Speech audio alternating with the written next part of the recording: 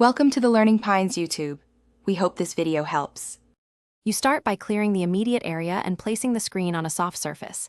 This prevents scratches and lets you work steadily.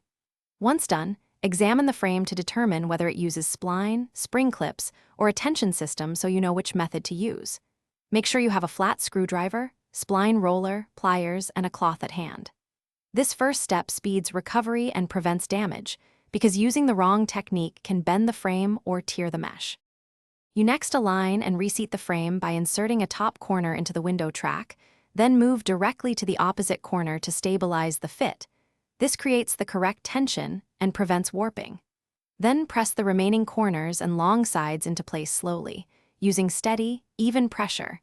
Make sure to avoid sudden force which can pop the mesh out. If your frame uses spline, roll the spline into its groove to secure the mesh, and trim any excess spline. You finish by locking the screen into position and testing the window operation. Open and close slowly to confirm smooth movement and no binding. If a spring or clip is missing, replace it before regular use. If screws are loose, tighten them, because a secure frame prevents wind pop-out. If the screen still feels loose, insert small rubber shims behind the frame to take up slack. If the mesh is torn, plan a mesh replacement rather than forcing a poor repair, as that prevents recurrent problems. Thanks for watching. Consider subscribing if we helped you.